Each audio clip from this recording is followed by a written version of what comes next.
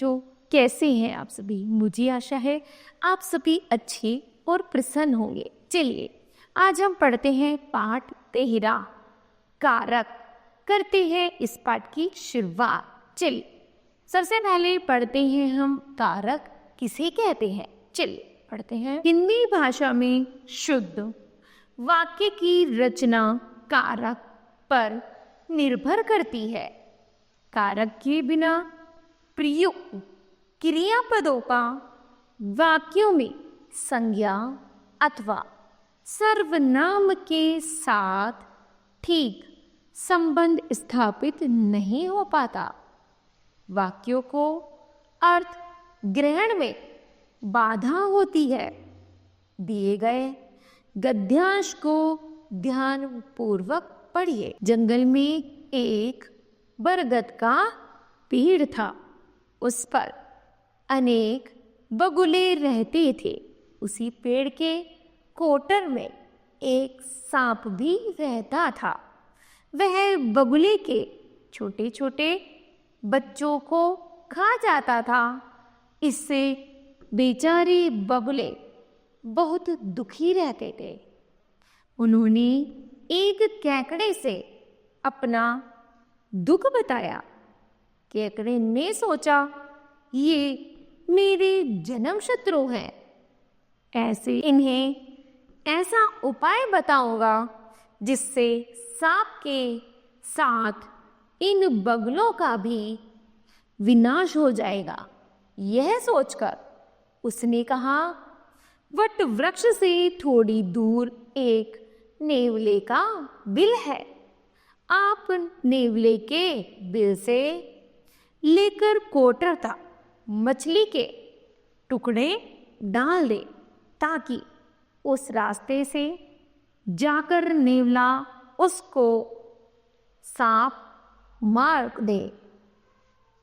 उपयुक्त गद्यांश में आए रंगीन शब्द वाक्यों के शब्दों को एक दूसरे से जोड़ रहे हैं।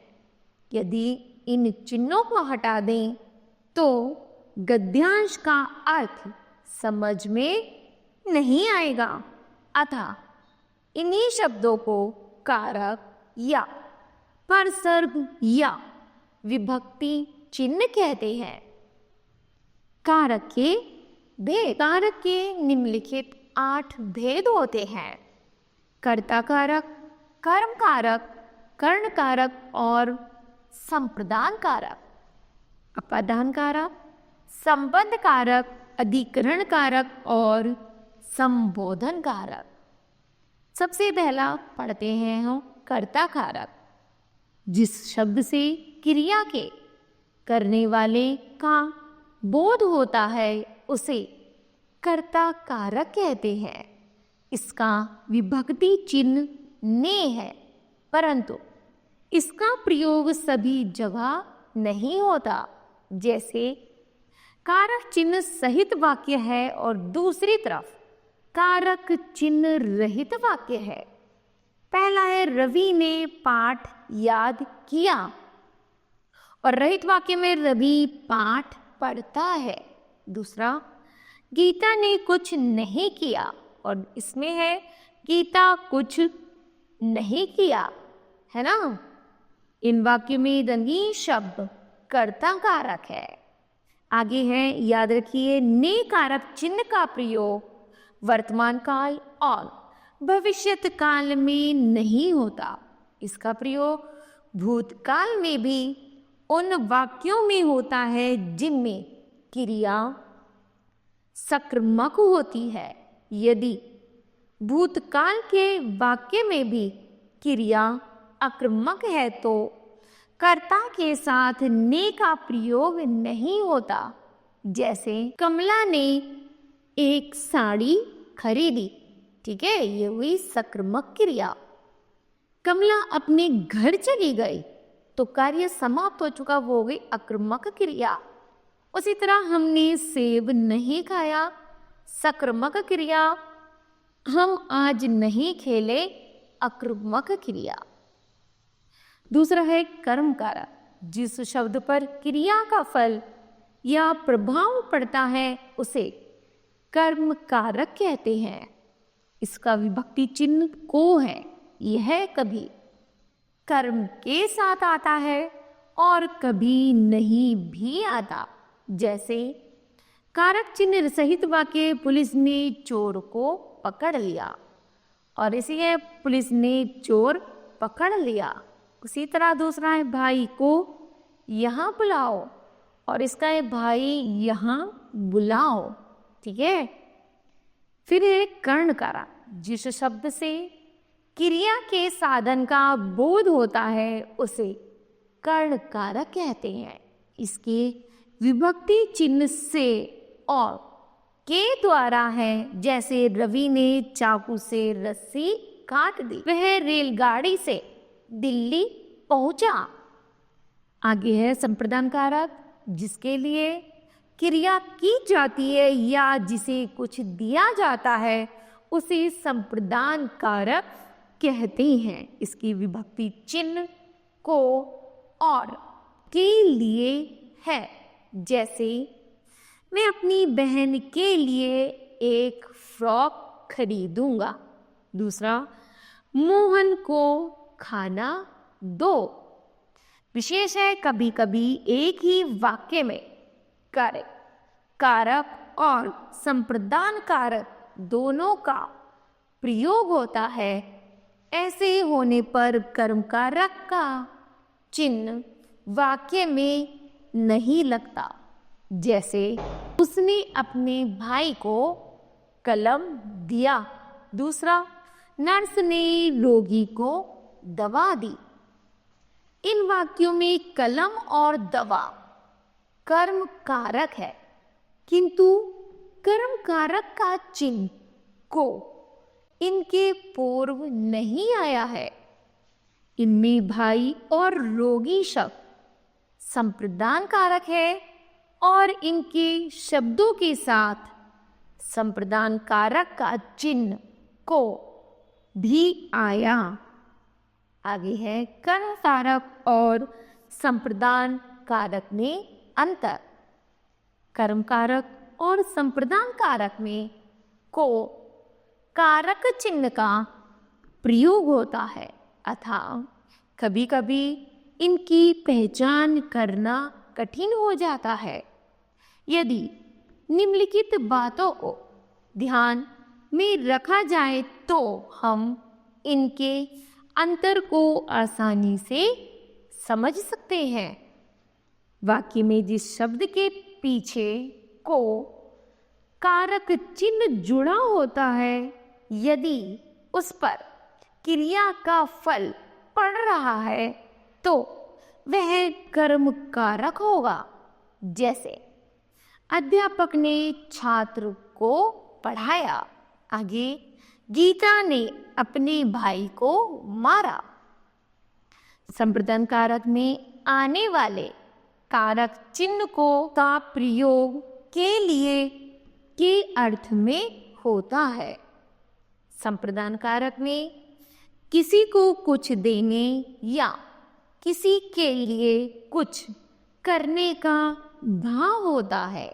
जैसे इस भिखारी को एक रोटी दो, आज घर में खाने को कुछ नहीं है। अगला है अपादान कारक, जिससे किसी व्यक्ति या वस्तु का अलगाव होता है। अलगाव होता है अलग होना, उसे अपादान कारक कहते हैं।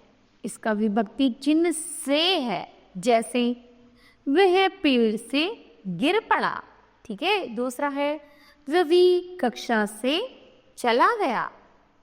इन वाक्यों में पेड़ और कक्षा अपादान कारक है। विशेष है निम्नलिखित वाक्यों को ध्यान पूर्वक देखिए और समझिए।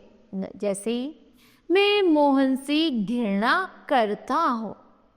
दूसरा है वह अपनी बहन से स्नेह करता है। तीसरा है हम गरीबी से छुटकारा पाना चाहते हैं। आगे अपने मित्रों से छल कपट करना ठीक नहीं है। और शेर से सब डरते हैं। और गीता माला से सुंदर है। ठीक है, इन वाक्यों में प्रयुक्त हुए रंगीन शब्द अपादान कारक है, जैसे जिनके प्रति घृणा, प्रेम, भय, ईर्ष्या, तुलना आदि प्रकट की जाती हैं, वे शब्द भी अपादान कारक होते हैं। करण कारक और अपादान कारक में अंतर। करण कारक और अपादान दोनों कारकों में से विभक्ति चिन्ह का प्रयोग होता है, किंतु अर्थ की दृष्टि से दोनों कारकों के चिन्ह में पर्याप्त भेद होता है। करण कारक का चिन्ह से क्रिया से साधन को प्रकट करता है। यह के द्वारा के अर्थ में प्रयोग किया जाता है, जैसे वह वायुयान से भारत आया है। मेरा भाई कलम से नहीं लिखता है। अपादान कारक का चिन्ह से अलगाव या पृथकता, दूरी प्रकट करता है। वह वायुयान से उतर गया। तुम्हारे पेन से इंक टपक रही है। ठीक है, उसी के बाद है संबंध कारक। संबंध को दर्शाने या अधिकार को प्रदर्शित करने वाले शब्द संबंध कारक कहलाते हैं। संबंध कारक की चिन्ह का की के है, जैसे मोहन का घर वर्षा में गिर गया। आगे मैं आज अरुणा की माता जी से मिलूंगी। इन वाक्यों में मोहन का घर से और अरुण का मैं आज अरुणा की माता जी से मिलूंगा। ठीक है, इन वाक्यों में मोहन का घर से और अरुणा का माता जी से संबंध प्रकट हो रहा है, अतः मोहन और अरुणा संबंध कारक है। ठीक है, आगे है अधिकरण कारक। जो शब्द क्रिया के आधार को सूचित करते हैं, उन्हें अधिकरण कारक कहते हैं। इस कारक के चिन्ह में और पर है, जैसे वह कल शाम छत पर बैठा हुआ था। तुम इस कमरे में क्या कर रहे हो? और तीसरा, इन वाक्य में छत तथा कमरा क्रिया का आधार सूचित कर रहे हैं, अतः ये अधिकरण कारक है। ठीक है, नंबर 8 है संबोधन कारक। जिस शब्द के द्वारा किसी को संबोधित किया जाता है, उसे संबोधन कारक कहते हैं। संबोधन कारक का वाक्य की क्रिया या अन्य शब्दों से कोई संबंध नहीं होता। इसका अपना स्वतंत्र अस्तित्व होता है। संबोधन कारक का कोई कारक चिन्ह नहीं होता, जैसे बेटा तुम कहाँ जा रहे हो? बच्चों बाहर खेलो। इन वाक्यों में बेटा और बच्चों शब्दों के द्वारा संबोधित किया गया है, अतः ये संबोधन कारक है। विशेष संबोधन कारक के बाद संबोधन चिन्ह का प्रयोग किया जाता है। ठीक है, तो बताओ बच्चों, आपने इस पाठ से क्या सीखा? तो हमने सीखा संज्ञा या सर्वनाम के जिस रूप से उसका संबंध क्रिया से जाना जाता है, उसे कारक कहते हैं।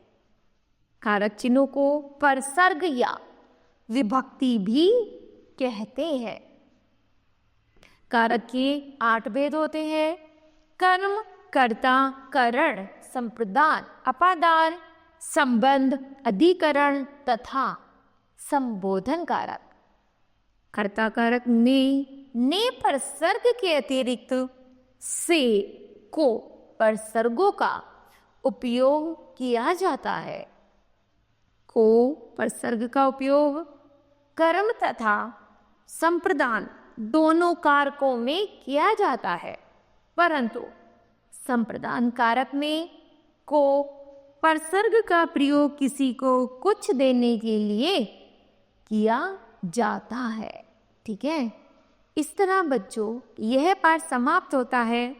मुझे आशा है कि आप सभी को भी यह पाठ समझ आया होगा। धन्यवाद।